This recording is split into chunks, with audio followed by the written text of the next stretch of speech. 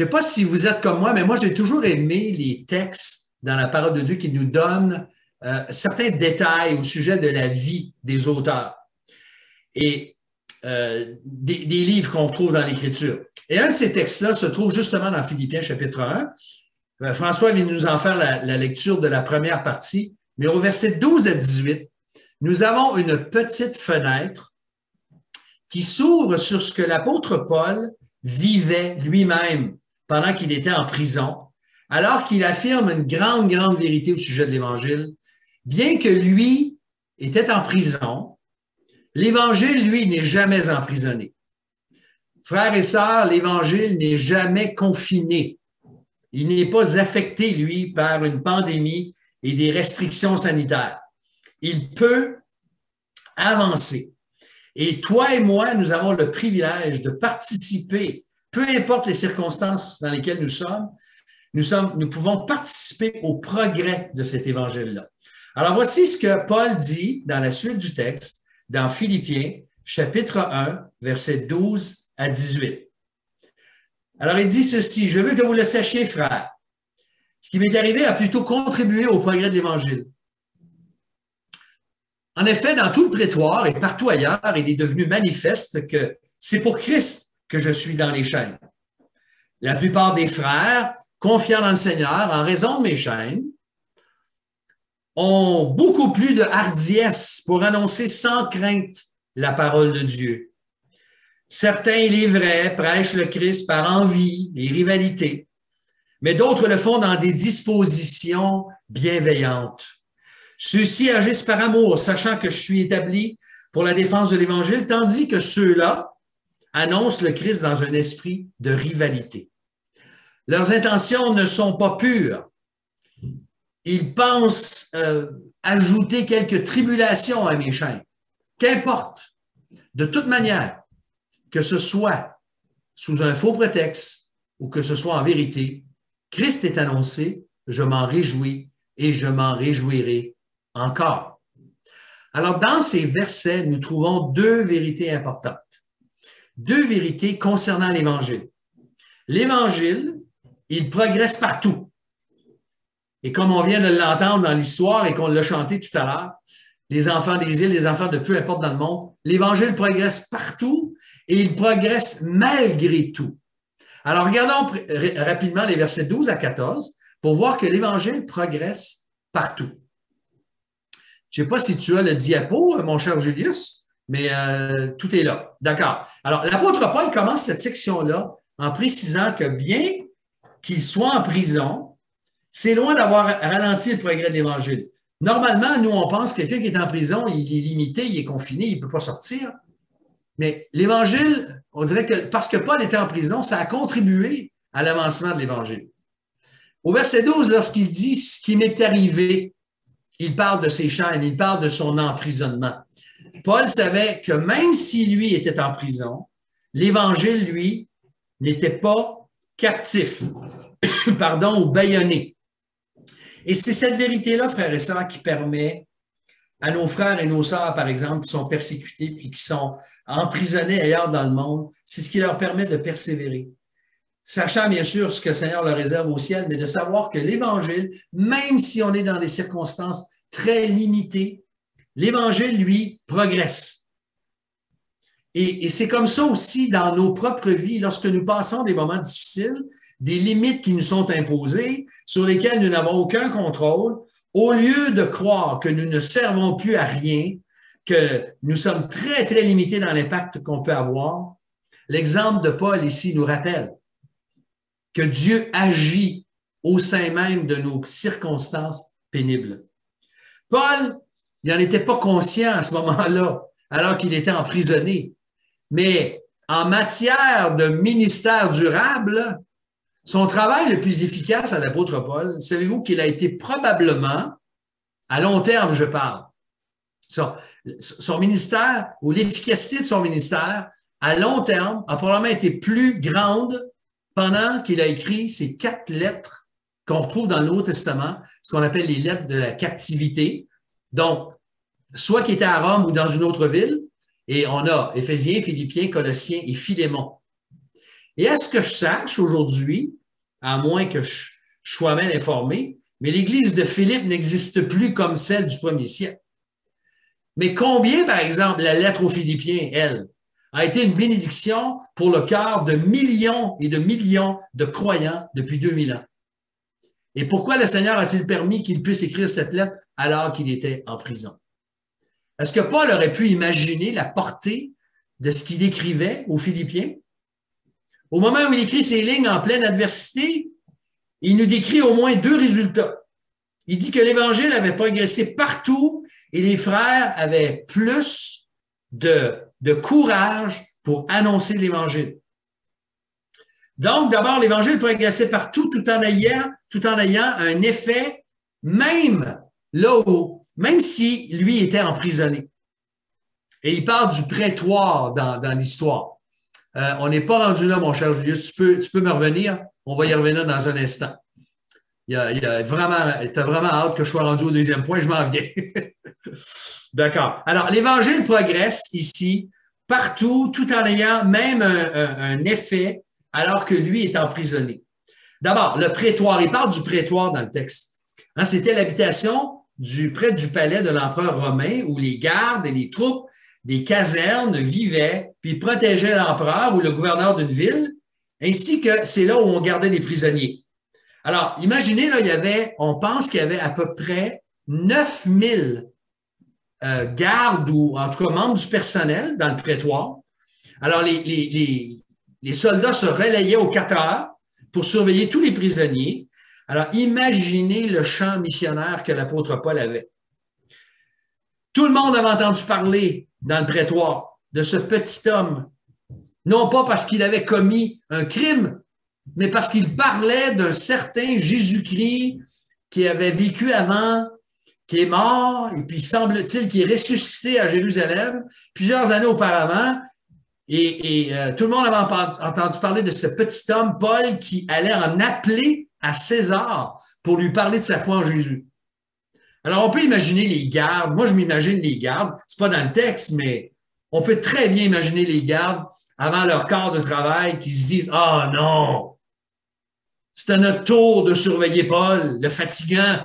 Il va encore nous parler de son Jésus. » Et d'ailleurs, à la fin du chapitre 4, verset 22, il semble que plusieurs s'étaient convertis de la maison de César même. Il y avait des employés, probablement des serviteurs, des esclaves ou des gens qui travaillaient là.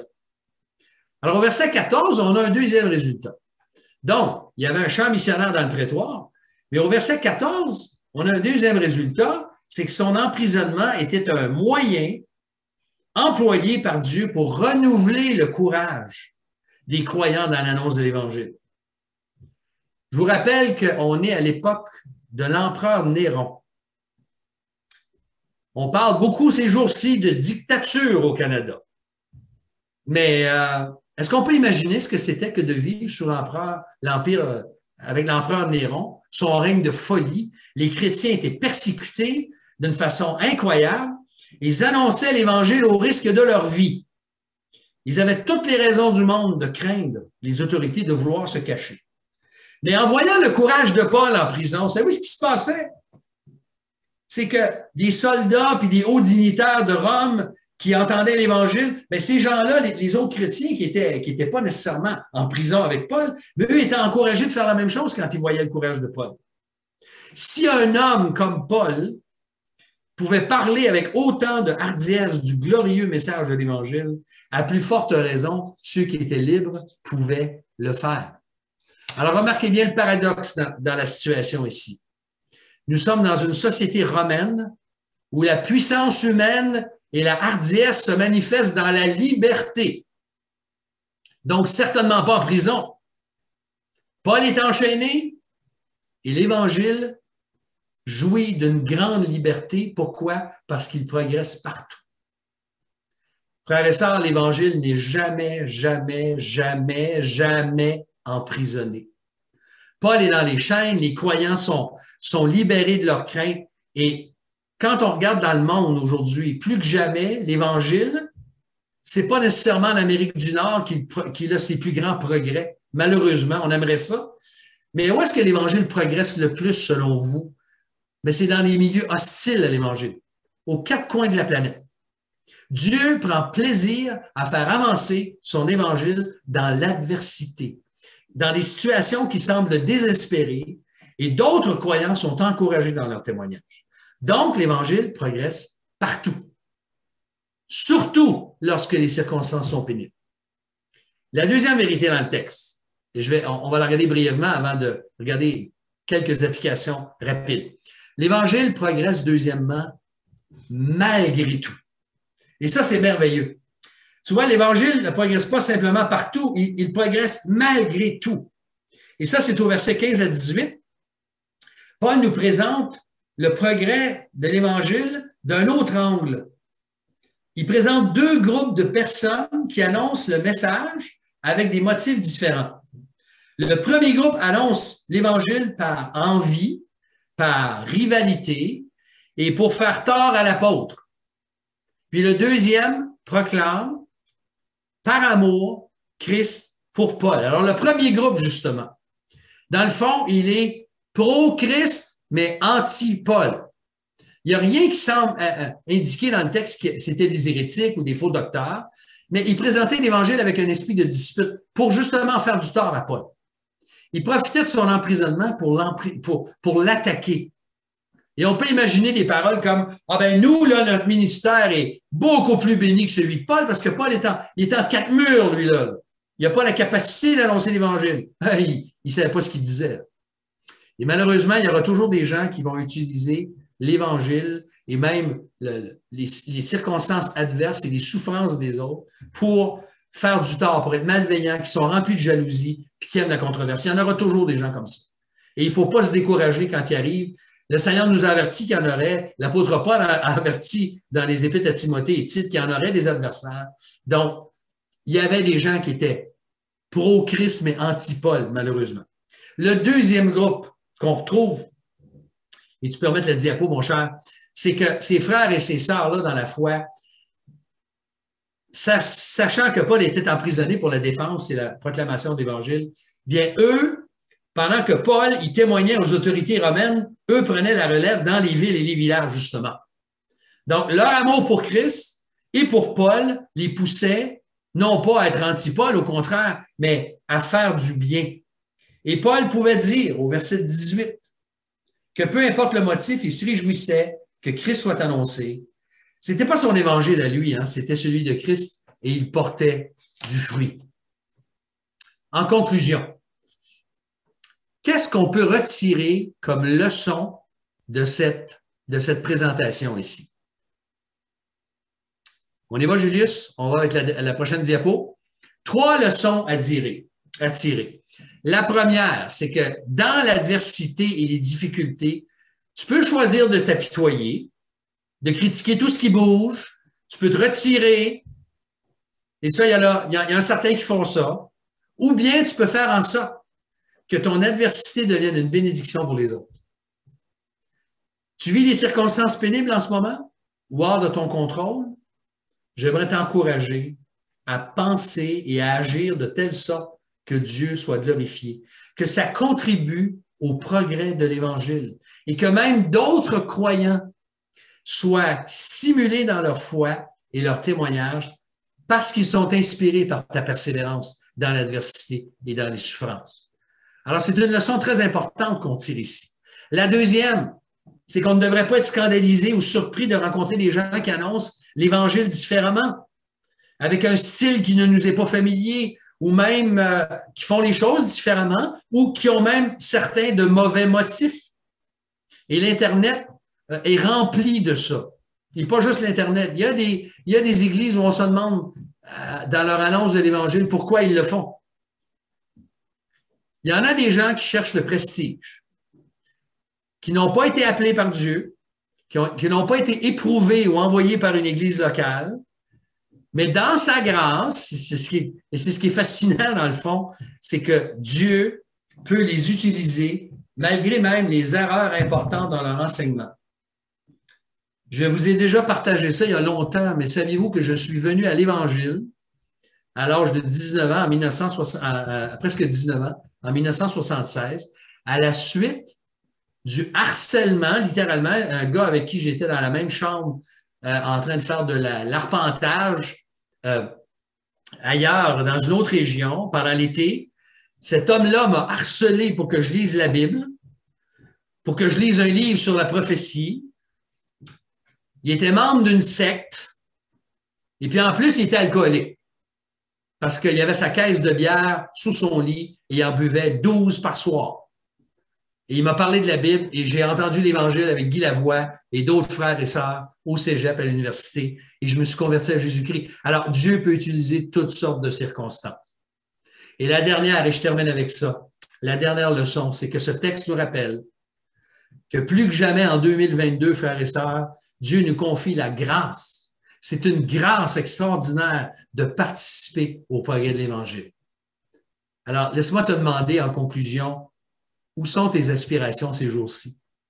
Tes passions?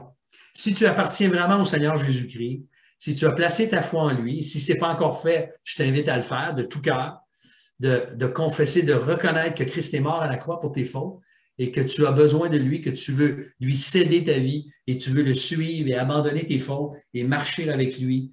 Eh bien, si tu appartiens vraiment au Seigneur, ne permets pas que l'Évangile soit emprisonné par ta vie, par ta conduite, par ton rejet, par ta négligence, par tes passions qui sont toutes autres sauf que l'Évangile, ou même ton silence. En saisissant l'occasion, même en pleine pandémie, nous avons l'occasion dans les jours à venir de participer au progrès de l'Évangile. Permettons au Seigneur de nous émerveiller. Savez-vous que Dieu a ajouté beaucoup de gens à l'Église depuis le début de la pandémie? Et c'est lorsqu'on va être peut-être revenu un jour à la normale, lors de la 64e vague, comme certains font la blague, malheureusement. Mais on va voir tous ceux que le Seigneur a ajoutés. Le champ missionnaire est partout, frères et sœurs. Il est partout autour de nous. Si on était au bâtiment ce matin, en sortant, je vous dirais, vous entrez maintenant dans votre champ missionnaire. Alors, le champ missionnaire, il est partout, particulièrement en ligne, on peut le faire. Alors, entrons dans ce champ, que l'Évangile progresse et qu'on ait la joie d'y participer et de faire une différence dans la vie des autres. C'est pour ça qu'on va vous présenter un plan stratégique dans quelques instants, pour qu'on puisse participer au progrès de l'Évangile. Prions ensemble. Seigneur, merci pour ta parole. Merci pour cet exemple, cette inspiration, cette motivation que tu nous donnes par ce que l'apôtre Paul nous présente dans l'Épître aux Philippiens. Seigneur, je te remercie pour le ministère que Paul a eu. Même dans l'adversité, tu l'as utilisé de façon inimaginable. Et que nous sommes le fruit aujourd'hui du message de l'Évangile. Seigneur, je te prie, ne permets pas que par notre conduite, par nos choix, par nos négligences, que l'Évangile soit emprisonné à cause de nous. Mais au contraire, fais de nous des instruments qui font une différence autour de nous, dans nos familles, dans nos milieux de travail, dans notre voisinage, là où on est impliqué. Seigneur, utilise-nous et que l'Évangile puisse progresser partout et malgré tout, malgré nos fautes, malgré nos limites, malgré nos inquiétudes. Seigneur, merci que nous pouvons nous confier en toi. Bénis ta parole, Seigneur, bénis l'Évangile et que plusieurs dans l'Interwest puissent venir à toi par nous, par l'Église, par les églises qui annoncent l'Évangile. Seigneur, nous te remercions qu'on puisse annoncer l'Évangile en toute liberté et que tu nous donnes la sagesse en toutes choses. Au nom précieux de Jésus. Amen.